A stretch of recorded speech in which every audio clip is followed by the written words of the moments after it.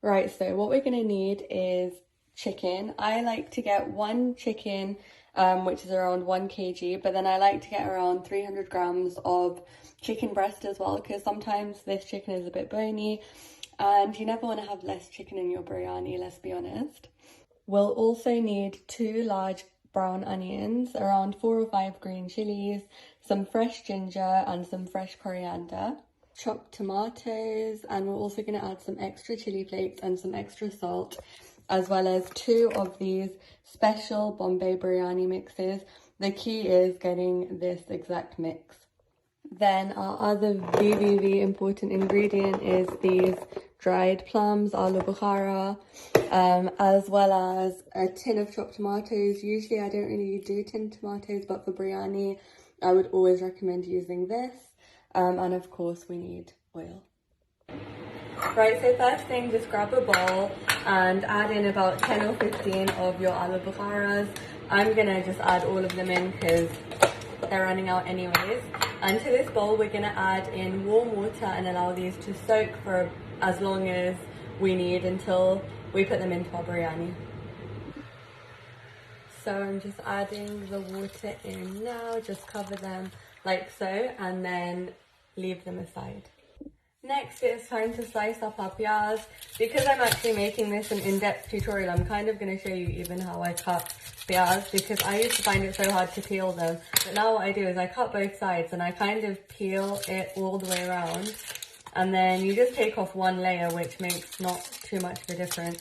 You don't really need to do this, but just to make it easier if you find it difficult to peel, is you can just peel off the first layer of the onion as well, like so. Same on the next one. See, just very easy to peel all of that off, like so. Now I'm gonna show you guys how I like to slice, so get rid of all of the chilka.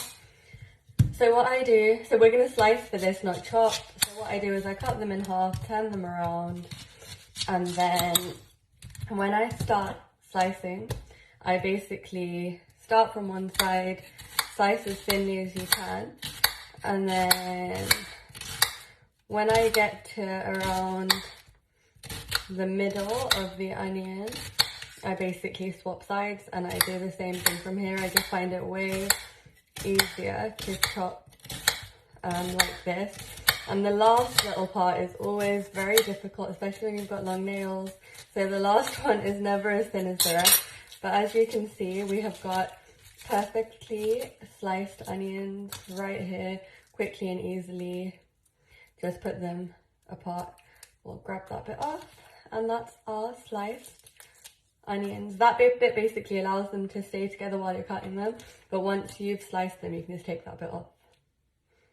Right, so just before I'm about to cut the last onion, I heat my oil just so our oil is perfectly hot before we add in the onions.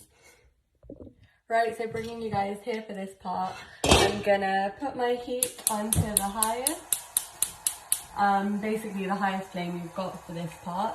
Grab your oil. We're gonna use 4 big spoons of oil. So that's 1, 2, 3, and 4. And while we allow that to heat, I'm just gonna go back to my last onion. Right, so once your oil is nice and hot, you can go ahead and add in your sliced onions. To be honest, the oil wasn't like completely hot enough, but it's making a little bit of a sizzling sound, which is good. But yeah, make sure it's hot before you add them in. Alright, so we've got all of our onions in. We are gonna fry these to a dark brown colour as usual. So if you forgot to break in it, oops, there's a bit there. Get that out.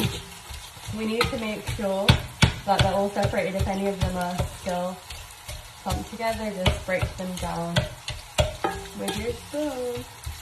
But it will take a good 10 to 15 minutes for these to get brown, and I will show you the process because I tend to add in little bits of boiling water if I feel like the onions are burning slightly, but I still need them browner. So let's come back when that's done. So while our onions are frying, we can wash our chicken. I'm literally just going through every step really thoroughly in this, so I'm including the basic things like chicken washing. Some people find this kind of stuff so gross, and I'm like, chill, like you're eating the chicken, so you should be able to handle the chicken as well. So make sure you're always washing with cold water, and just wash through. When I actually take my chicken pieces out, I kind of wash them again, so I'll just wash again, like that. Right, so we may as well also prepare our ginger. I'm actually not that good at cutting ginger, so I always get pieces that are like almost straight, just to make sure that I can cut my ginger easily. So rather than peeling it, I actually just make my ginger into a rectangle. I know I waste a lot of it, but I need thin julienne ginger, so I usually do something like this, and then I first of all slice it as thinly as I can. These are not that thin. This way, like that, and then I literally grab maybe 3 bits of ginger. Let me show you like this, and then I julienne, like so, and then you can see that the ginger pieces come out quite thin. I think thin ginger is a key. And then the last one, which is a bit thicker, just make sure to go over like that. Next, we're going to slice up our chilies. I'm probably going to only use like 5 of them, because I can't seem to find bullet green chilies these days, so I have to get these thinner ones which are more spicy, have less taste. I don't know what's going on with bullet green chili supply in the UK, because I can't find any good ones, and I can't be bothered to go all the way to like St Albans to get them, and Asda just don't have them anymore. So with our chilies, we're just going to slice them, not too finely, just something like that.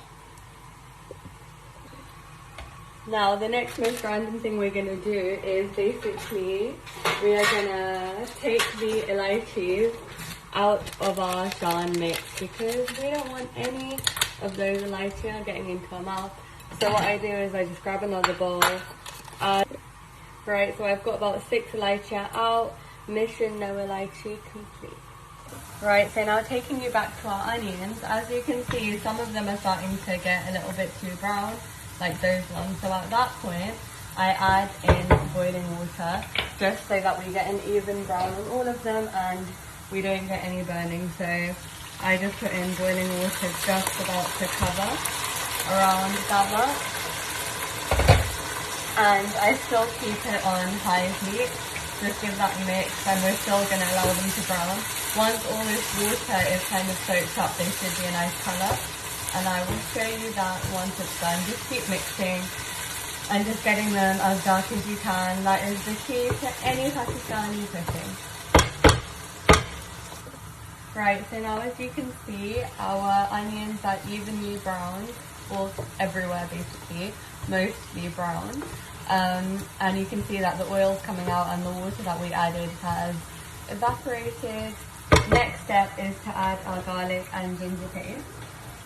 I'm going to add in 1 heaped tablespoon of garlic paste.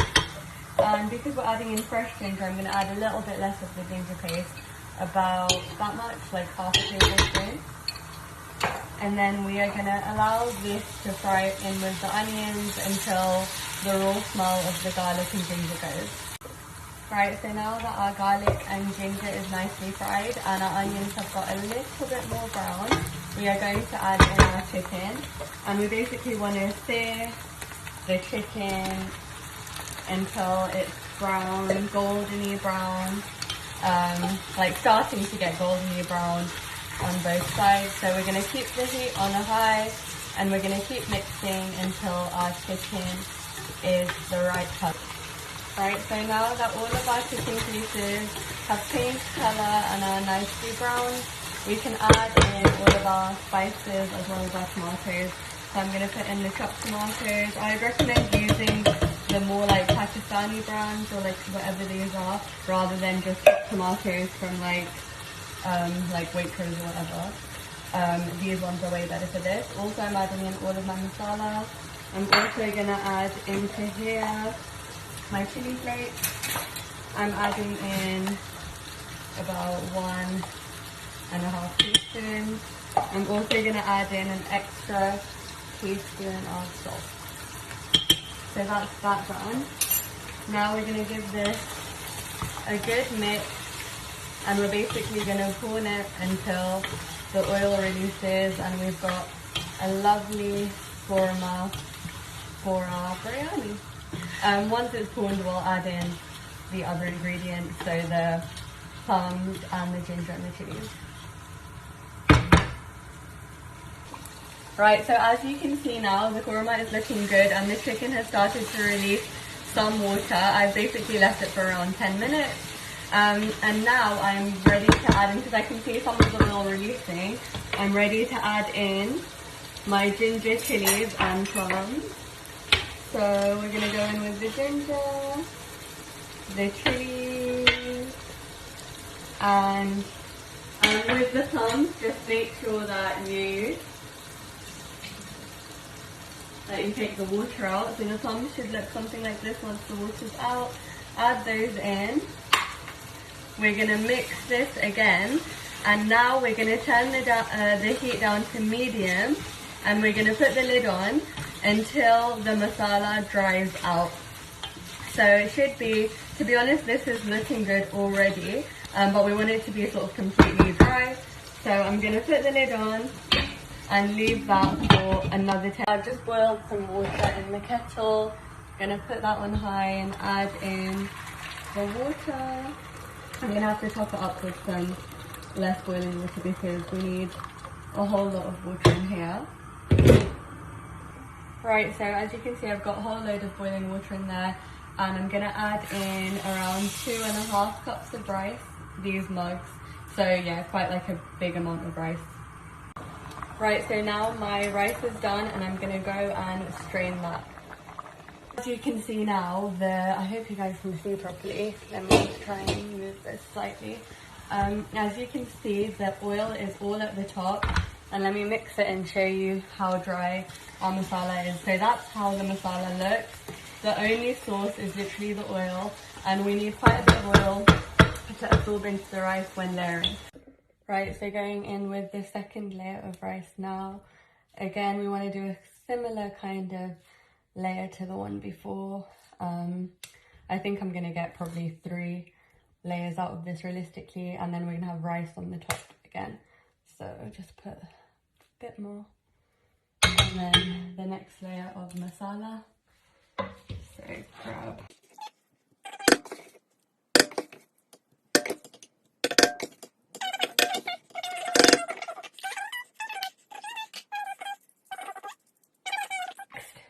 We are going to move our pan to a lower heat. Let me move you guys along with it. I'm going to put the heat onto a lowest literally physically possible. And then what I'm going to do is I'm going to put a layer of foil around here, like so. I don't really make it too complicated, just something like that. Then on top of that, I'm gonna put on a tea towel. Make sure your tea towel doesn't burn. And then on top of that, I'm gonna put on the lid of our patila. Once that's on, you can kind of wrap everything around it like so. And that is basically us dumbing our biryani. So yeah, just